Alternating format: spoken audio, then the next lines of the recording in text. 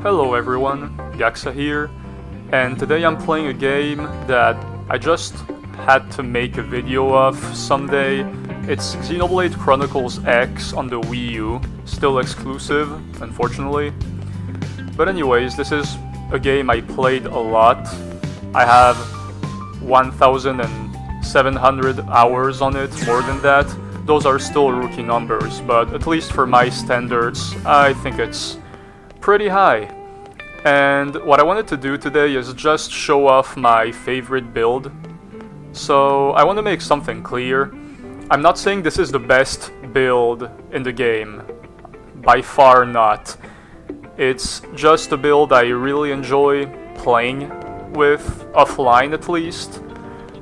And also, those of you who like fighting the global nemesis, because I know some people who play this game mostly because of that feature, this is not an ideal build to fight those guys either. It's more of, you know, the kind of build you use when you're offline and just fighting some of the tyrants because you just want to have a fun time. That's pretty much it. But like I said, it's my favorite. So let's start with the ground gear. So as you can see, I have an assault rifle. It's my sub-weapon, not my main one. I'm mainly using it to topple. So it has an appendage crusher, which is good because I'm using Ether. And overdrive count up, which we may not need today. But yeah, those are usually the two traits you want to have. Ultra Fun Slayer is more situational, but yeah, it's actually very situational. But it could have been worse, to be honest. I mean, it could have been, I don't know, Stabilizer maybe? Yeah, that thing is useless. Just so you know, I'm not gonna go through all the all the gear, just the weapons and maybe the augments I have attached on them. So those are my dual blades, and yeah, they have some pretty good traits. And so I'm stacking a bit of melee attack on those. As you can see, I have 1,400 something melee attack, which is good considering the most important thing are those appendage crushers, which I have 5 of in total because the eye patch also has one. So this is the most important part about DPS, at least. When you're running a nether build, always have 5 appendage crushers unless you know you're going to be targeting an appendage that's weaker and you may need fewer than that. For example, Igralith Zero's Heart. But anyways, I'm being carried away a little. So the next important thing is resistance reducers. You need a total of 4 to be able to topple, you know, in a reliable way every single tyrant in the game that is not immune to topple. Maybe for Elvira you also need a staggering art, but yeah, we're probably not gonna fight that one today. I mean, it only has 1 million HP anyways, so it can be one shot with pretty much anything. So yeah, I have 2 on the legs, 1 more here, and 1 more here for resistance reducers. And then, also important are Aura Rapid Cooldowns. I have 3 on my gear. So yeah, 1, 2, and the third one here. Now, you want to have 4, but I have a skill which is pretty much another Aura Rapid Cooldown, as long as I'm doing melee combos. So it's okay. It's almost as if I had 4 of them, to be honest.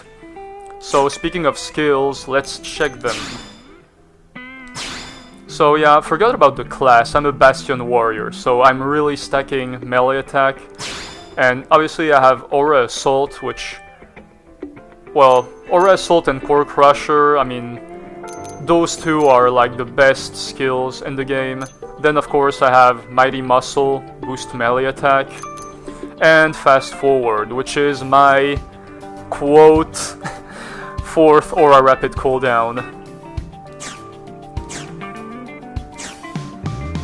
But like I said, I need to keep doing melee combos, but it's okay because I only have melee arts. So, if some of you have played this game, you noticed I don't have a single art gain TP. The only way I have to gain TP is blood sacrifice, which is a bit risky, but we'll get over it. Also, I have side slash in case I'm using overdrive, but like I said earlier, I'm not sure we're gonna use this today. And I have some upper hand, killing machine, and obviously the topple art, stun art, and my two other DPS arts. So yeah, what's this build about? It's very simple. I stand behind an enemy, I topple him, and he can do shit, and meanwhile I slash the heck out of him. Pretty simple, right? Well, we're gonna just try it on a few tyrants. So, one of the first big tyrant, I mean it's not a super boss or anything, most super bosses are immune to topple anyway, so I'm not sure we're going to do any in this video. There is Gradivus, but he takes a very long time.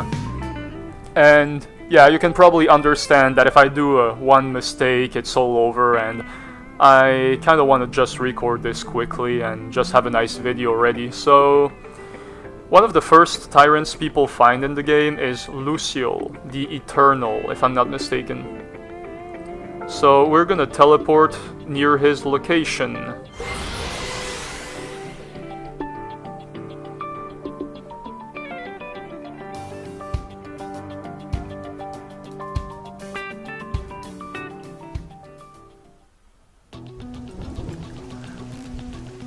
There we are. This is my Mega Flame Bullet scale, by the way. I really like the color. Does not have optimal gear though. I'm by far not the best scale user around. But anyways, heals Luciol, or well, whatever, however it's pronounced, really. Well, if you want to be like 100% sure to topple Luciol, you'll need either a 5th resistance reducer or staggering art, which I did not equip. Should work normally, so what you really want to do is stand a bit on the right, because as he falls, yeah, he's gonna fall to the right, and if you're right behind him, you may end up on the side, and you want to be on the back. Anyways, let's use upper hand. Upper hand. Melee attacks next. Blood sacrifice. Assault hammer. Assault breaker. 7th edge. Backslash. Assault breaker. 7th edge. Backslash. Assault breaker. 7th edge. Backslash. Assault breaker. 7th edge. Backslash. There we go. Pretty simple, right? Basically what happens is you topple the enemy, and then you stun him, and when an enemy is stunned while being toppled, basically it extends the duration of the topple. So you can basically chain stun an enemy on the ground and just throw a couple attacks between each stun, and there you have it. It's pretty simple. Do I need any of those? Why not? Okay. So, let's see. Another tyrant we could try is Buchwald. I think it's supposed to be pronounced in German. So what's particular about that tyrant is, well, he doesn't have as much HP as Luciol, but he is infamous for having a very high regeneration capacity. Basically, he heals very fast. The question is, does he heal fast enough to survive these blows? We're gonna find out. So, for this one, if you stand on the back, you'll notice you're targeting the main body. So what you want to do is be a bit on the side, so you can target a leg. And then come back. I've had enough. Learn your place. Sorry about that. Those things spawn everywhere. Okay, now that we cleaned the battlefield a bit... Oh, wait. Learn your place.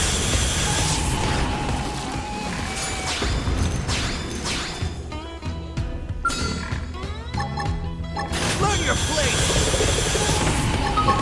I've had enough. And fried. I really like the sound those thermal lasers do. Nope. There. Huh.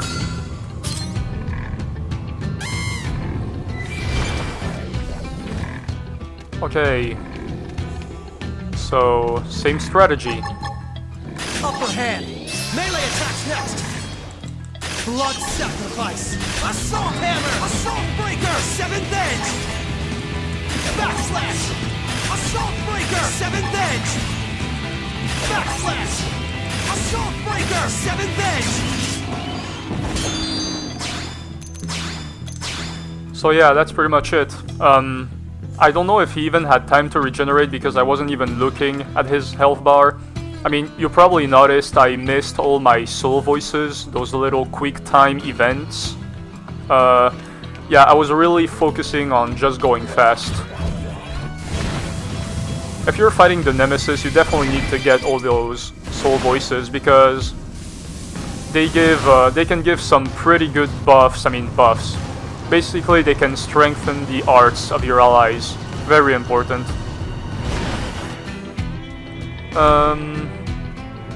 So yeah, 2 down. So I don't know, guys. Is there another tyrant you'd like me to fight in another video? Oof, that music. Yeah, let me just land before the music starts. Thank God. So yeah, as I was saying, if you want me to fight another tyrant on another video, you can request it. One thing I will say is that with this build and the way the arts are set up, it should be normally possible to beat Gradivus even without overdrive, which is something I've never tried, but I would really want to do it sometimes, but I'm pretty sure I need some practice, or, you know, at least record without talking and then talk over the recording, because if I have to do that, you know, if I have to restart many times, it's gonna drive me crazy.